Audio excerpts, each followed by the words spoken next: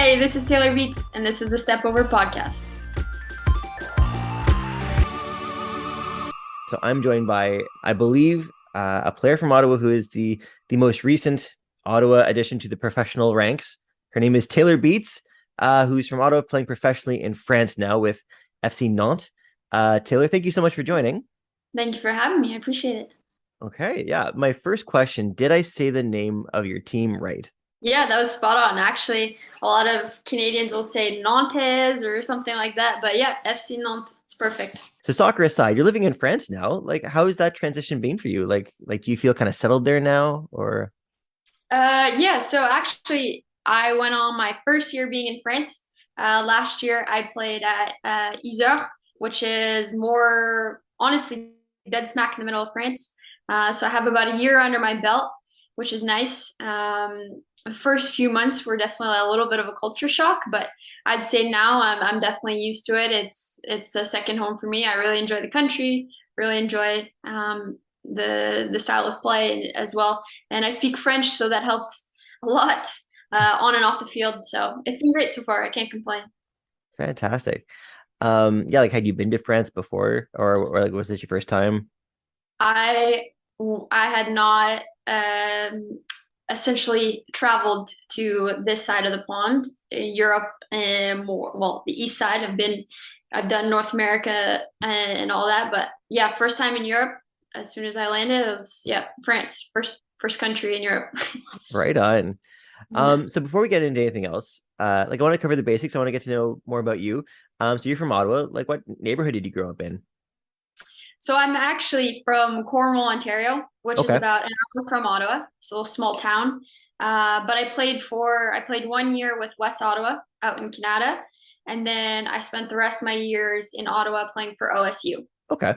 So we're gonna include Cornwall in Ottawa. I know most Cornwall people might not like that, but you're in the 613.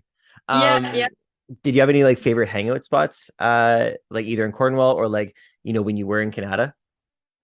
Honestly, between traveling an hour and 45 minutes to practice Canada or an hour and 15, 20 with traffic to George Nelms, I didn't really have much time to hang out at right from we'd get out of school. I'd have 10 minutes at home to grab a bite to eat and jump in the car and go. So in terms of that, not necessarily, but in Cornwall, I had a few, well, obviously the Starbucks, and we'll just hang out. Like I had a pool. We had a nice deck. We moved, but nice deck and pool in the backyard. So just hanging out at home, having friends over and stuff like that on the odd times that we had time off. So yeah. Yeah, like I didn't know that you had to travel so far for your club soccer. Why living in Cornwall did you choose to, play with West Ottawa and like play with OSU? Yeah, Long way to so go. yeah, so I started originally out in Cornwall with through the youth system there, and then I think around 12, 13, I made the decision to make the jump, and I wanted to go play. At the time, it was OYSL. I'm aging myself a little bit. It's no longer that, but yeah. So OYSL, that was the goal. West Ottawa, I just get promoted. I believe it was regional up to OYSL, and so I made the jump. I knew that I wanted to pursue soccer, and at that time the goal was to get exposure in the provincial league and then have the opportunity to potentially go play in the States on a scholarship. So that was the goal and made the jump. It was kind of like now or never at the 13-ish age is really when you kind of make that decision. So yeah, I just went for it and luckily it all worked out. Like what was your first introduction to soccer? Like how long have you been playing? I started playing, I think, when I was like 3 or 4, just in your casual Timbits little league, once a week kind of thing, and where everyone crams in the middle, kicks each other, and stuff like that. But my mom was a tennis player, my dad was a hockey player. Okay. No one played soccer in my family, and my parents were just like, "What do you want to do?" And I said soccer, and it stuck. So yeah. Was there a reason? Like, did you have friends that played soccer or? Yeah, in like preschool and elementary, everyone played soccer, even at recess. So it kind of just was the sport that everyone decided to go, and I not necessarily followed, but just decided I wanted to do it as well and join in. Okay. And like, was that the only sport that you played, or did you play anything else as you were growing up? Growing up, I played a lot of sports. I think that also helped me develop as an athlete. So elementary and high school, I played basketball, volleyball, track and field, badminton, you name it. I pretty much played everything other than hockey. And I truly believe that that helped me develop even more as an athlete. So that was great. I had a really great experience growing up. So great memories. Is there any sport in particular that you think kind of helped make you better at soccer? Like, Yeah, for sure. I think basketball helped me a lot. okay. Uh, just with obviously you're playing with your hands, so obviously technically catching a ball, throwing a ball. I think also the reading routes, reading the court for basketball, but just being able to tactically see things before it happens or predict or analyze situations.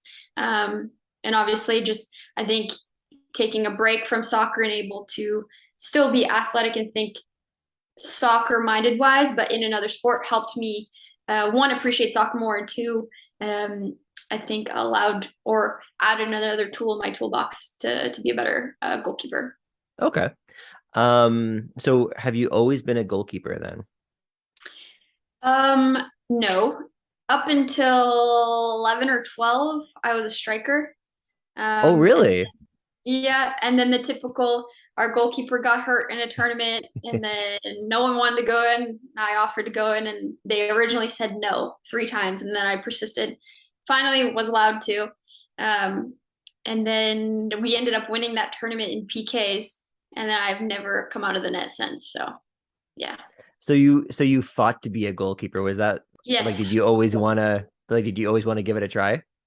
Well, I think like as a striker, you love scoring on goalkeepers, but at the same time, I think if you think the opposite, you as a striker, I kind of knew the tendencies of where we want to shoot, how we want to, where we want to put the ball. So I thought to myself, well, why not just give it a try, and it stuck. So so far so good. So do you still kind of think like a striker sometimes? Yeah, definitely. I think, well, in our I almost spoke French there. Sorry, my brain, English and French. I think in our the way we like to play here at Nantes, obviously you're just like a field player. So we always start off a session where we're integrated directly into the game, playing with our feet, whether that be in directly in the game as a I want to say appui, which is a French word, but kind of a joker player, or we're literally on the sides in supporting roles. So it definitely helps. Yeah, so in that sense, always thinking as a field player for sure. Okay. So is there a point that you decided that like you really wanted to take soccer seriously? Like you want to kind of pursue this as like a goal? Yeah, I think around the time when I made the jump to go to Ottawa, I also was training with Tanya Singfield, goalkeeper coach with Golden Gloves Academy at the time. Okay. Uh, and I think it finally clicked in my head that like if I really commit to this, I could make something of it, and really make a one a career out of it, and two have opportunities open up for me. So I think around 14, 15 is when I really started decided like okay, I'm going for this, and let's go at 100% all or nothing. So yeah. So what ended up happening is you went to the University of Arkansas. Was that like was NCAA a goal of yours from like that 14, 15 age? For sure. Yeah. I think first and foremost at the time that was kind of our pathway. It was like Yeah. OISL, then you go to university more or less in the States. For me, that was a goal anyways to go to a D1 school. So yeah, that was a goal right away, and that's kind of was the forefront of my brain. And luckily, I was fortunate enough to make that happen. Okay. So you went to Arkansas, you were a Razorback to play university Yeah. ball. So why Arkansas? What brought you there and what was that university experience like for you? Yeah, I actually initially my first year, which was my redshirt year, I started at the University of Minnesota, and Oh, then okay. I transferred down to Arkansas. But honestly, as soon as I went on my visit to Arkansas and when I was in the transfer portal, I don't think unless you're in it, the SEC and just how the sports conference in the SEC and how much they invest in their facilities, in their athletes, and everything, especially I can speak for Arkansas, it's incredible. Like you're in the most professional conditions on and off the field. They take care of you, nutrition, athletic trainers, doctors, anything you could ask for, you have it. So it was an amazing experience. I loved my time at Arkansas. I can't complain. Fantastic. So when did you officially sign with Nantes? So this summer, I was a free agent this summer after my 1 year with Isère. And we actually played Nantes in the Coupe de France semifinals Okay. at home at Isère. And then this summer, when the transfer window opened, they contacted my agent, and the rest is history. So this is your second professional contract then, right? Yes. Everyone, especially from Canada, like everyone has like a different path to turning pro, and it's really not easy. And I think especially for women because we don't have we don't have a professional league. So what was the path like for you? Like, did you get like an agent or what was that process for you?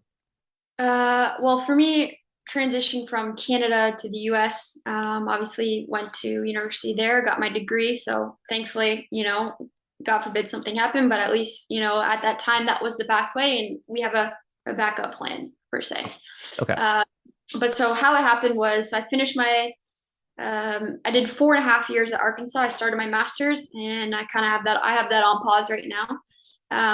But within that window, I played one summer in Jacksonville, Florida with a UWS team, which is Okay. a semi-pro. I think now it's turning into the second division for the NWSL, or it will be in a couple of years, just to give some context. And then that summer had an agent, and essentially he got in contact, or Isra actually contacted him regarding me. He posted my profile, my resume, and everything, just from Arkansas and even club a little bit. And then they offered me a contract, and I signed and went on my first professional contract there. Okay. Now you speak French. Was that like a big appeal for you, Zell? Yeah, I think it definitely helped. I was targeting obviously Europe. I think for me, being able to come over to Europe and see a different style of play, the American, especially at Arkansas or even in the SEC, how some teams like to play. It's more physical, more direct in terms of it's just more of a athletic game. And I think being able to come over to Europe and see a different side or a different style of play, more possession based, swing it around, act as a third center back and really be involved in the game has really helped me. And I'm evolving as a goalkeeper as well as a human. And I think it's taught me a lot of great things thus far since being in Europe. Okay. So how did that first season go for you as your first professional season? I think it went pretty well. I mean, you came back for another year, so Yeah, well, Isère was a small team per se, budget wise. Let's say compared to, for example, an FC Nantes, kind of on opposite ends of the spectrum in terms of just infrastructure and everything. Yeah, so Isère, first year, I think it was a success for the club. Individually, I felt like I grew a lot. I've added some obviously experience to my resume as well as just some really good learning experiences in terms of growing as a goalkeeper. I believe we finished third last season, and we had an amazing run in the Coupe de France tournament. I'm not sure if you know what that is exactly. Yeah, would you like to tell us about it? sure. Essentially, it's like around November, December. It's a tournament, essentially all of France. So all the teams enter into the tournament from D1. So you have your top D1 teams, and then you have your D2 teams, and then you have your region, which is R1. And Okay, it's essentially like what your Open Cup then? Yep. And so essentially what happens, it's kind of like the NCAA tournament where you have your top 64. And so you play the first round, second round, third round, fourth round, so on and so forth. But it's like immediate knockout. So if you lose, you're out. Okay. But what's cool about this tournament is as you get further in, you have these underdogs who essentially can have great runs in the tournament, where they're not supposed to win, or they come up against a couple D1 teams and they knock out a D1 team in D2. And so we had a great run. We actually went to the French Cup, the Coupe de France finale, and we played against PSG last year. Wow. Uh, Okay. yeah, so it was funny because I had no idea that this even existed in November when we started. I just saw that we had an extra game on our schedule the following week, and I was like, "Well, what's this?" And they explained it. And then 6, 7 months later, we find ourselves in the final against PSG. It was quite a great experience, and I think just experiencing that in my first year, in my first season, first year in France was quite cool. Yeah, so you're on the field against PSG. Like, Mhm. tell us a bit more about what that game was like and what was going through your head, like the players that were on the field. Um, well, I think first and foremost, it's PSG. You know, Yeah. you have some of the best players in the world. At the time, Katoto, who was the best striker, I would say, probably one of the best strikers in the world. Unfortunately, she's injured now, out with an ACL. But no, it was cool. I think it was a great learning experience.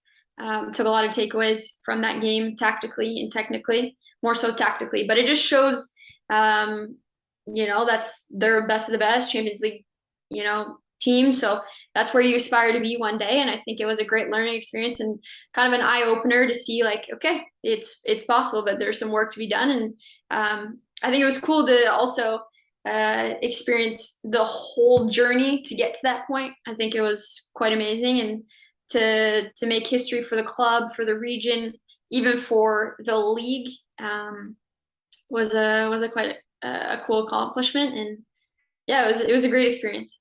That's so cool. Okay. So you're with Nantes now for this season. Yes. How is the season been going so far? So far, preseason's been great. Okay. Um, we actually have our first league game this Sunday at Okay. home opener. But yeah, preseason's been going well. We got some good results, good learning experiences as well. We have quite a few new faces in the team, including myself. And so I think it's been good to get to know how each other, our tendencies, how we like to play, just really getting to know each other on the field and off the field has helped as well. So I think we've put some really good things in place to have a great season. So I'm excited to see how it plays out. And there's actually another player on the team who's from, the 613 Yeah, Pilar Kuri. yeah. Was that like did she have any part of you joining the team, or was that just kind of like a happy coincidence? I think it was just a happy coincidence. But even better because she's a great person. I love her. She's so kind, so intelligent, so tactically and technically intelligent. I think she's a great asset to our team. And I often ask her input at practice. I'll ask her to be extremely exigeant, very high standards for me, and essentially be another coach on the field. She's brilliant. She's technically and tactically brilliant. She's actually passing her, or she's about to pass her UEFA A license for coaching. So Oh, wow. yeah. So about you, like how would you describe yourself as a goalie? Like what's your goalie style?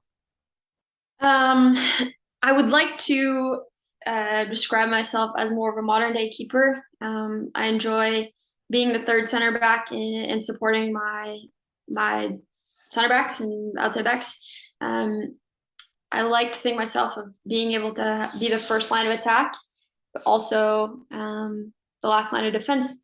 I'd like to just be a more modern keeper and be technically and tactically sound and um, save some games for my team and win some points for the season. Okay. Um, so a question that I should probably have asked players before, because I'm curious about how, professional players from Canada, what the relationships are with like Canada soccer and like what is like Canada soccer aware of all the players playing professionally. Like when you turn professional, do you get anything from Canada soccer that says like, hey, we're aware that you're playing professionally and we're keeping an eye on you, or does that not happen for all the players playing pro? I think it's extremely dependent on the player. Okay. I think that is more of a personal relationship with yourself in Soccer Canada. Okay. Um, I know that they are aware of me. I'm on the radar and all that stuff. And probably similarly, well, as you can tell, Clarissa Larissy also just had her first cap, so that's Yep. amazing. But yeah, so I think for more or less, I want to say that they're aware of everyone, but I think it's a very player by player case scenario. Okay, that's fair. Yeah. Okay. You've been really generous with your time. I just have a few quick questions to ask Yeah. you before I let you go, if that's okay with you. Yeah, of course. Um, what's your favorite sport besides soccer? Ooh, basketball. Okay. Do you have a favorite basketball team? I'm a big Steph Curry fan. Okay, so just whatever team Curry's on. Well, Golden I State Warriors. mean, yeah. What is your favorite soccer field in the 613? I usually say Ottawa, but because you're from Cornwall, I'll say the 613. Oof. I'm gonna go with. I know they've done some renovations, which I haven't been able to see, but back in the good old days, George Nelms was our Yeah, little. it's been upgraded. Yeah. Apparently, I've seen pictures, but I haven't actually seen it in person. But yeah, good old George Numfield. They're pretty Okay. good. They were pretty good back in the day as well. Okay, right on. Um, who has had the biggest impact on your career so far? Hmm. I think my family. I think I can't thank them enough for one, instilling the confidence that they have in me, and two, pushing me further than I thought I could, and believing in me when I didn't believe in myself, and allowing me to grow into the goalkeeper and human that I am growing into. And it's a lot of gas money they spent, apparently. So Yeah, yeah, no kidding. Yes, thank you for the long nights in the car, getting home at midnight and then having to wake up at 6 a.m. But yes. um, who is the best player you've ever played with or against? Oof. I'll give you both. Okay, Uh, oh God. Well, against would be uh, you name it, any PSG player. sure. Otto, Bachman, Ashley Lawrence, Jordan Heitma, any of those girls. Incredible athletes, incredible soccer players. Best player played with um, uh, Jess at Arkansas. Jess, Yeah. the Canadian. I'll go with her as Sorry, what well was the as last name? You kind of got like a little fuzzy there. De Filippo. Jess De Filippo. She's from Montreal. She's also with. I believe she's in the national team program as well. But she was with me in my last year of Arkansas. Incredible, incredible. Okay, Yeah. interesting. Yeah, for sure. What's your favorite food? Oof. I love sushi, Thai food, any of that, all that. Love it. Oh, okay. What's your favorite sushi place then? There's this little hole in the wall in Cornwall. I don't even know the name, but I know exactly where it is. I can't give you the address, but it is incredible. It's like a little hole in the wall, like family recipe. So good. So good. In Cornwall, there can't be that many sushi places. So But I can't remember the name, but I remember I literally like so good. My go-to if I'm not eating at home, go-to place for okay, sure. okay, good to know. Um, what's the better halftime snack? Oranges or watermelon? Ooh, watermelon. You Watermelon seem for sure. very sure about that. Like oranges are not an option for you. Watermelon, so refreshing, so good. Just that little kick of energy. But definitely watermelon for me. Okay. Okay, my last question. So I got a hypothetical scenario for you. Okay. So Yeah. you have a surprise presentation in 5 minutes, and you Okay. didn't know about it at all until right now, and you are not prepared. What is Yeah. something you could talk about for 1 hour with no preparation? No preparation. No preparation. And yeah, you got to talk for an hour. I'm gonna go with um I'm going to use my kinesiology background. I'm going to go back to Okay. school and I'm going to give a presentation on athletic training, reps, how the body works, all that stuff. I'll use my degree. I'll go back to the basics. Smart, smart. I like it. Went to my academic brain really fast, but yes. Great answer. I could, yeah, obviously we could talk soccer, but I wanted to take it up another step. Absolutely, yeah. Okay, right on. Yeah. Okay. Well, Taylor, thank you so much. This has been great. It's been really great to meet you. Thank you. Likewise, it's been great. Thank you for having me.